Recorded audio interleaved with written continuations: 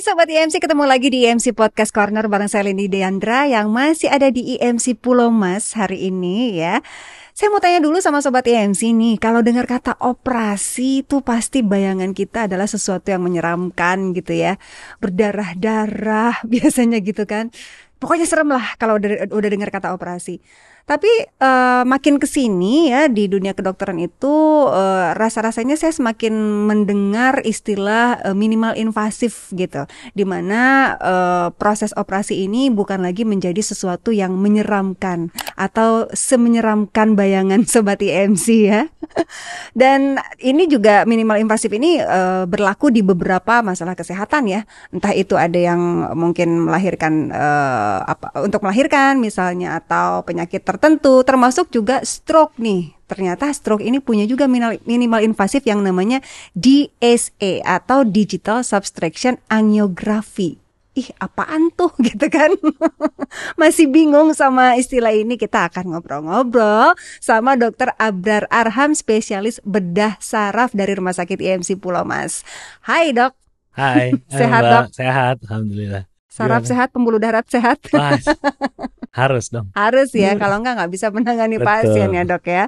Oke, Dok, penanganan stroke dengan teknik DSA atau kalau bahasa Inggrisnya DSA gitu ya. Kita bahasa Indonesia kan aja lah ya, DSA. Sebelum ke sana kita juga pengen lebih detail lagi nih tahu tentang stroke-nya. Ya, soalnya kadang-kadang stroke ini punya banyak mitos. Ya. Ya, Dok ya, Betul. yang memang harus diluruskan. Betul. Gitu ya.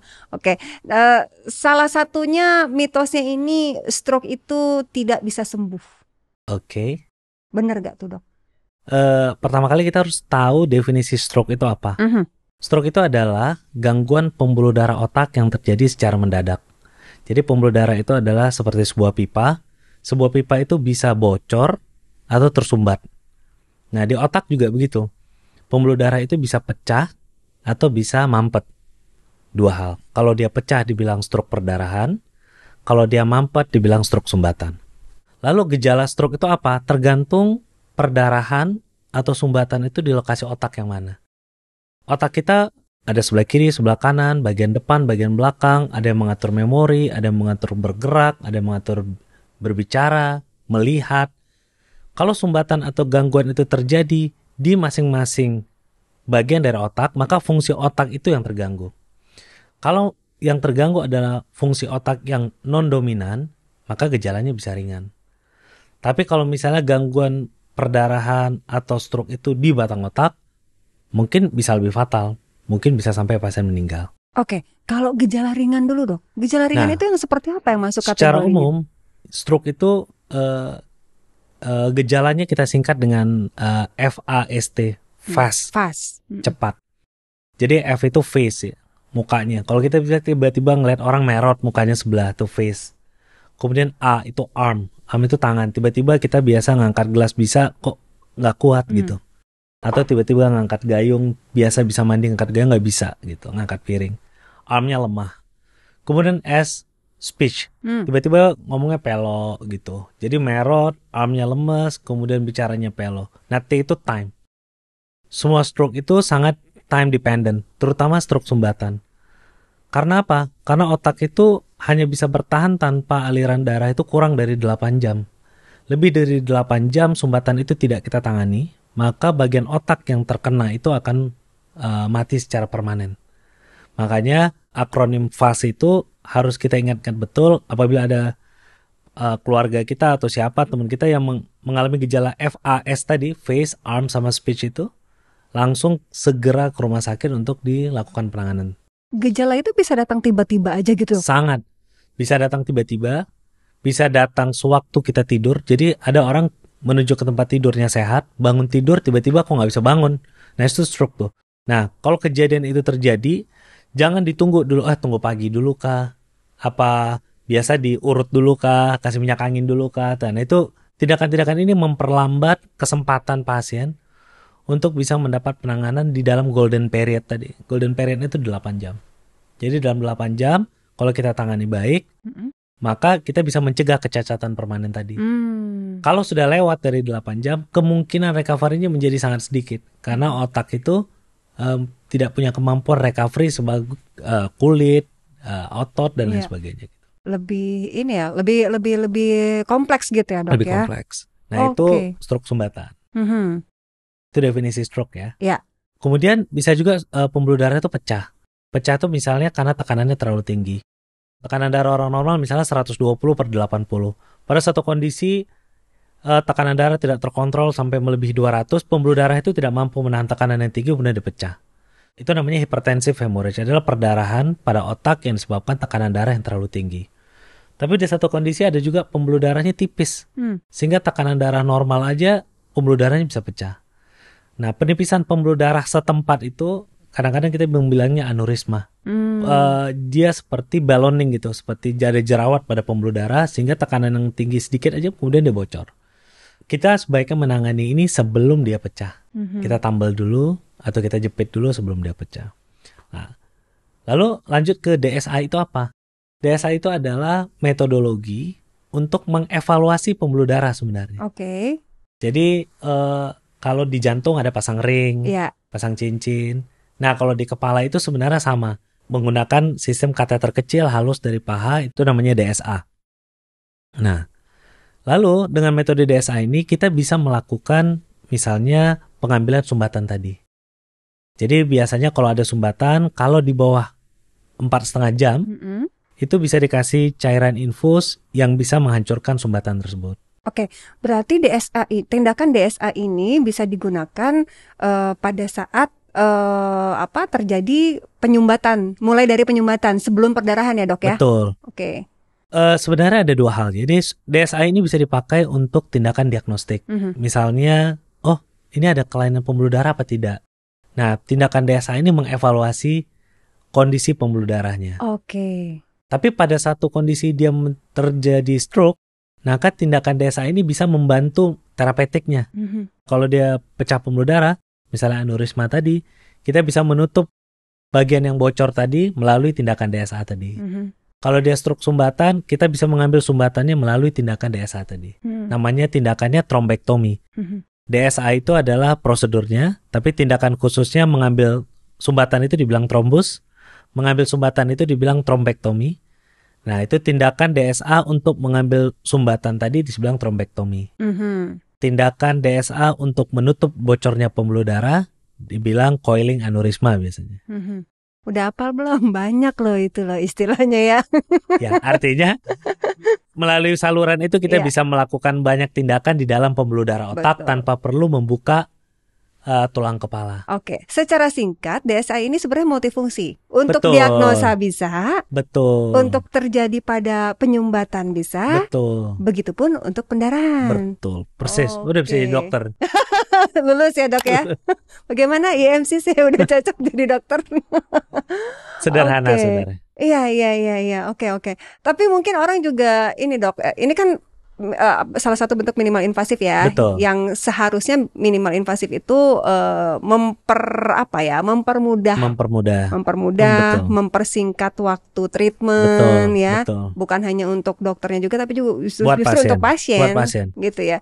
Tapi pasti orang masih tetap bertanya, Dok, ada nggak sih efek sampingnya gitu loh?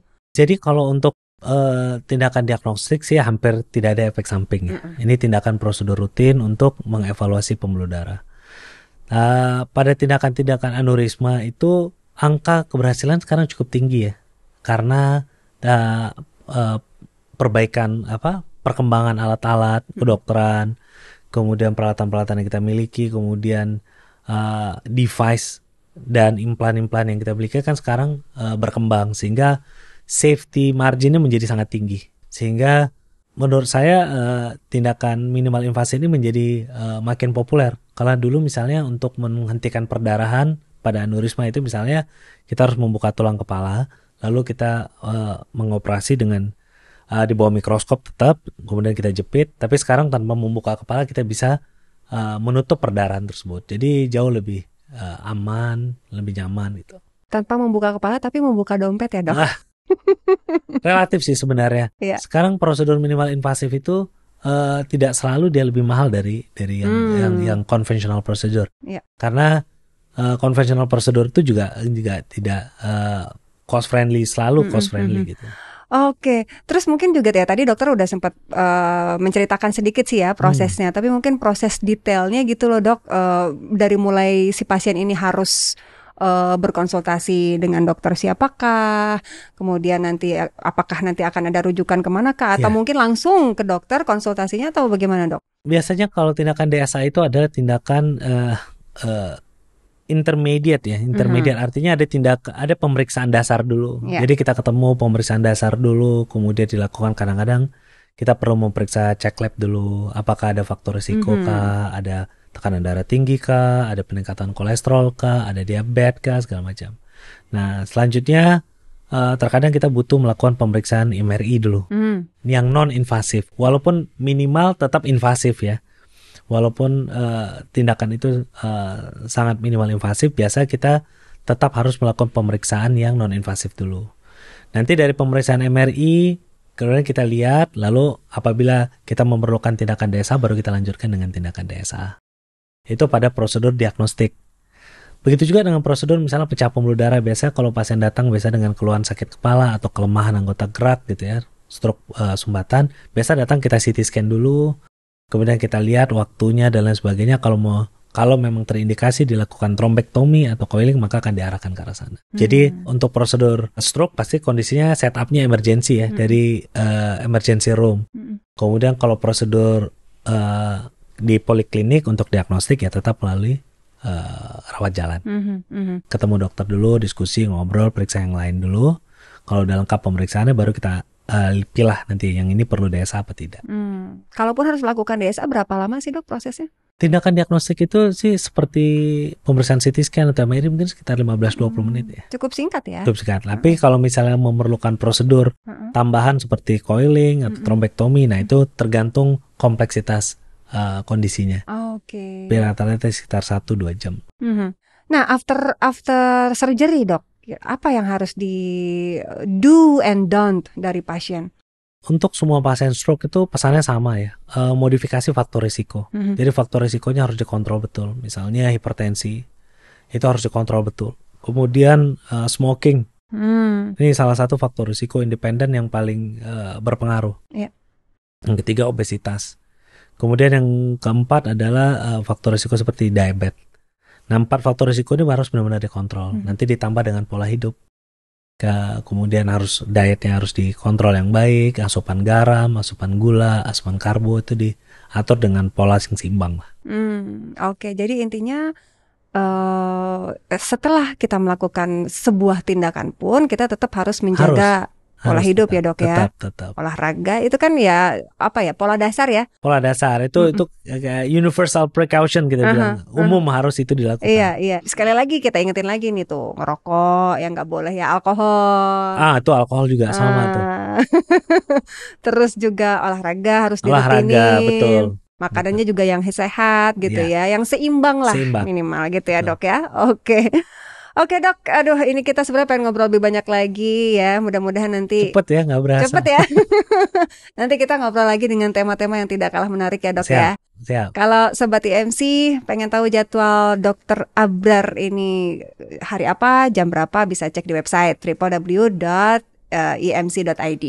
Kemudian follow Instagramnya karena di situ kadang suka ada profil dokter tuh ya. Di situ suka ada, bisa cek atau follow ya @rs.imc, dan jangan lupa untuk subscribe nih channel YouTube kita dok, biar dapetin informasi masalah kesehatan terbaru ya, inovasi-inovasi terbaru dari Rumah Sakit IMC dan tentunya dengan dokter-dokter spesialis ya. Ini bisa bisa subscribe Rumah Sakit atau RS IMC untuk menyaksikan IMC Podcast Corner. Oke dokter, terima kasih banyak. Terima kasih. Kita ketemu lagi lain waktu, lain kesempatan. Saya Leni Diandra untuk IMC Podcast Corner. Sampai jumpa lagi Sobat IMC.